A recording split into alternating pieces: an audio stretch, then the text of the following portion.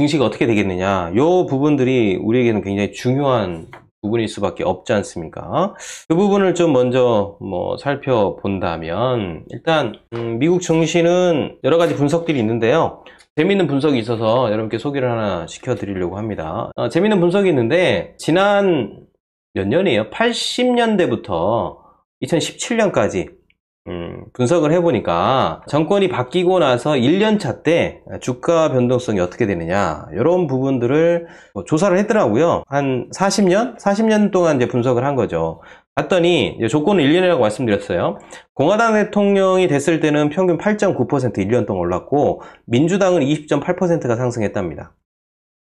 가장 많이 오른 상승률을 기록한 대통령은 민주당의 빌 클린턴, S&P 500 지수가 26%가 상승했대요. 이런 것들을 이제 분석하면서 하는 얘기가 뭐냐면, 야, 그럼 이번에 이제 바이든이 됐으니까 오르지 않겠느냐, 뭐 이런 얘기를 이제 하고 싶은 거죠. 그래서 제가 좀 더 따져봤어요. 따져봤더니, 레이건은 81년부터 89년, 아버지 부시는 89년, 93년, 한 번밖에 못했죠. 빌 클린턴은 93년, 2001년, 아들 부시는 2001년부터 2009년, 버락 오바마는 2009년부터 17년인데, 보시는 것처럼 이제 이런 이제 변동성이 나타났단 말이에요. 이걸 좀 더 구체적으로 제가 한번 찾아봤어요. 정말 그냥 민주당이 집권을 했기 때문에 오른 거냐, 아니면 다른 변수가 있는 거냐, 이런 것들을 좀 이제 살펴볼 필요성이 있는 거잖아요. 그렇죠? 그래서 봤더니 아니나 다를까 민주당이 집권을 했기 때문에 올랐다기보다는 결국에는 민주당이 집권했을 때 금리의 변화가 있었던 시점이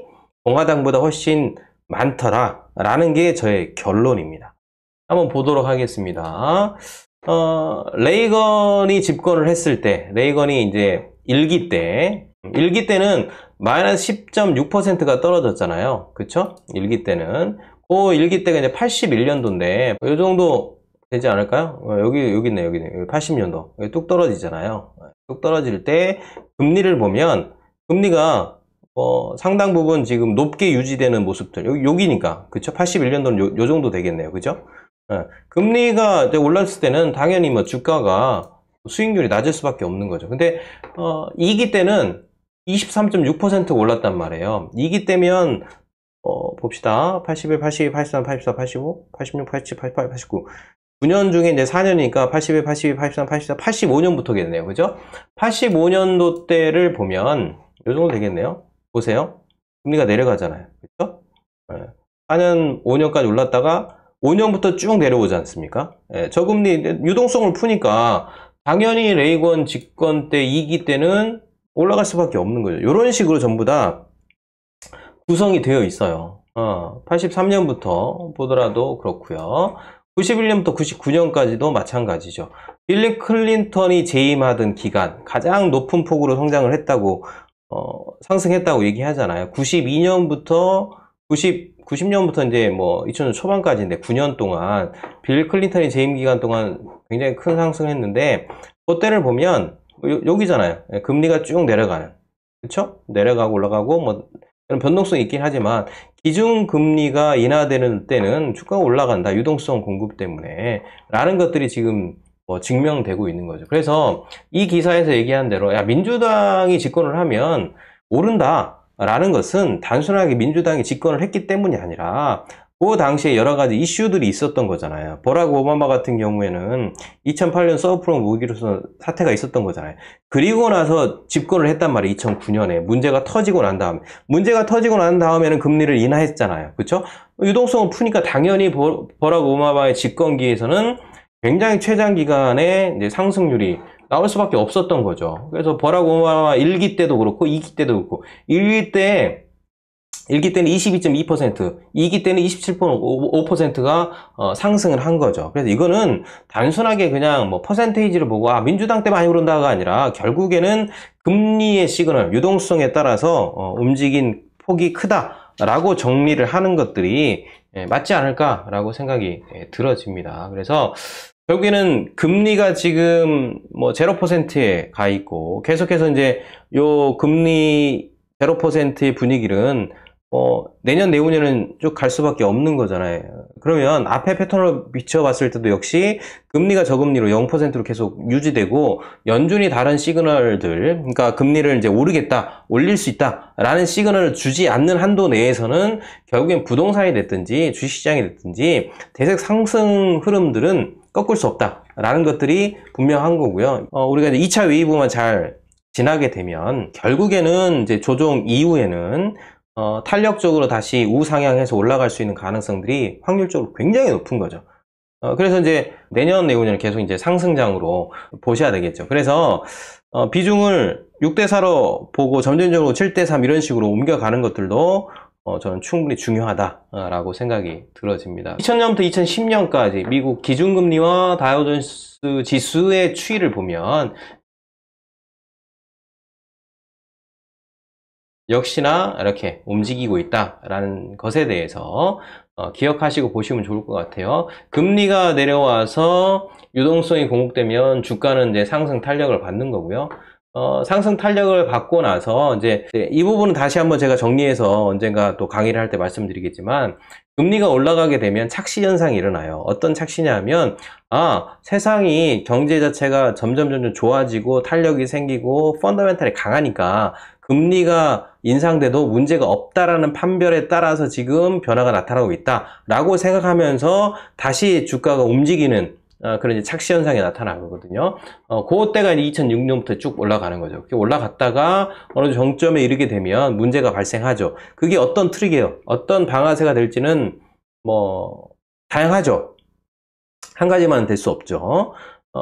여러 가지 사건에 의해서 이제 트리거가 발생하게 되면 다시 문제가 발생하면서 2008년도 때는 서브프라임 모의조정 사태였지 않습니까? 리먼 브라더스가 이제 기폭제가 되어져서 전체적으로 이제 분위기를 이제 다운시키는, 굉장히 힘들게 하는 그런 부분들이 나타나면서 금리를 인하하게 되는 거죠. 그리고 나면 제로금리가 쭉 유지되면서 2008년 이후로 2009년, 그러니까 버락 오바마의 1기 때잖아요.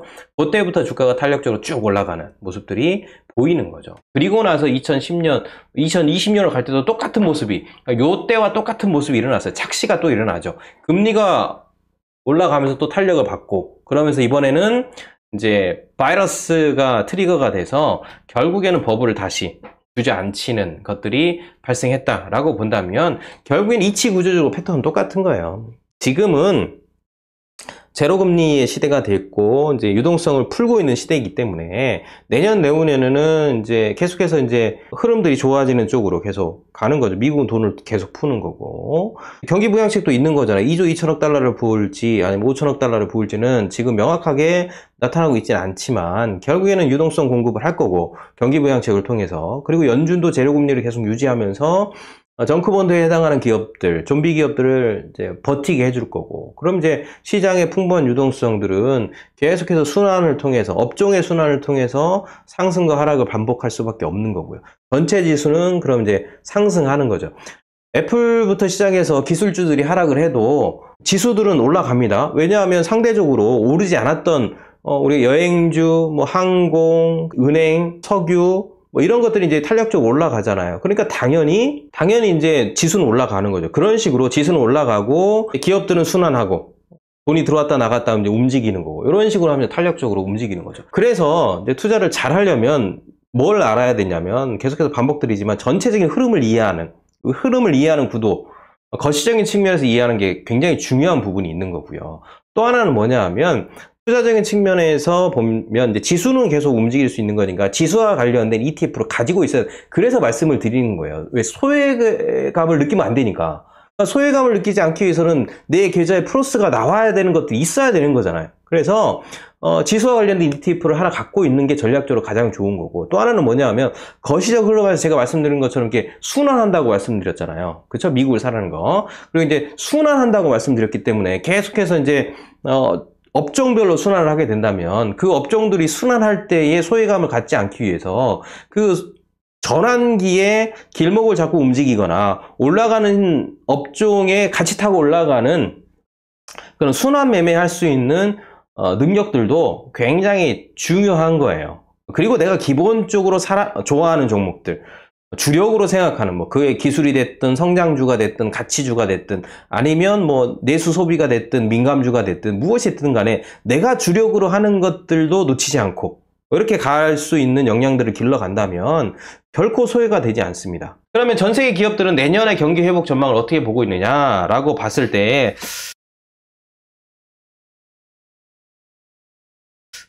기본적으로 이제 V자 전망을 보는데 완벽한 V자 전망이 아니라 불완전한 V자 전망에 대한 생각들을 하고 있다는 게 이번 조사를 통해서 나타났답니다. 생각할 게 두 가지가 있어요. 그게 뭐냐면 보시면 알겠지만 그때그때 달라요. 기업들이 내년을 전망하는 게 9월 달에는 예를 들어서 U자형 전망이 가장 높았어요. 그쵸? 근데 지금 10월 달에는 불완전한 V자 전망이 가장 높아요. 그러니까 그때그때 달라지는 거예요. 그러니까 그때그때 달라진다는 측면에서 뭐 요건 이제 생각하시면 될 것 같고요.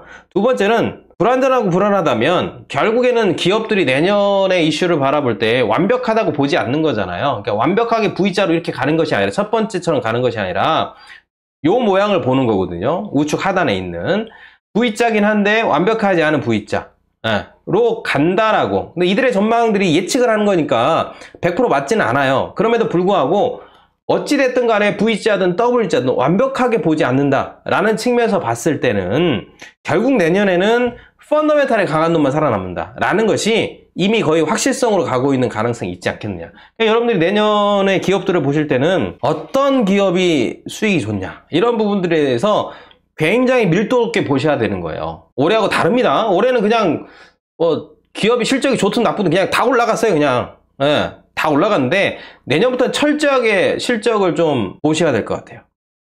그러면서 투자를 하는 안목, 그 안목 굉장히 중요하다. 그러니까 내년은 더 철저하게 뭐부터 검증해 보셔야 될까요? 실적부터 검증하셔야 돼요. 그 기업이 실적이 있느냐, 현재 실적이 있느냐, 그리고 미래적으로 실적을 계속 낼 수 있겠느냐. 그러니까 그 기업이 실적이 안정성이 있느냐, 요 부분들을 가장 먼저 보셔야 되는 거예요. 누가 추천해 주더라도 뭐 추천해 줄 때는 나쁜 마음으로 추천해 주지 않을 거잖아요. 여러분들한테, 여러분 지인들한테. 그쵸? 지인들이 여러분들 아끼는 마음으로 추천해 줄 텐데 망할 정도 추천해 주겠어요? 좋은 것들 골라서 추천해 준다고 추천해 준데 그 모양인 거지. 그러니까 좋은 마음으로 추천을 해 주시면 그걸 받으시고요. 여러분들이 검증을 하시라고요. 실적이 있냐, 미래적으로 확장성이 있냐, 성장성이 있느냐, 펀더멘털이 있느냐. 기본적으로 이 정도는 보자고요. 그쵸?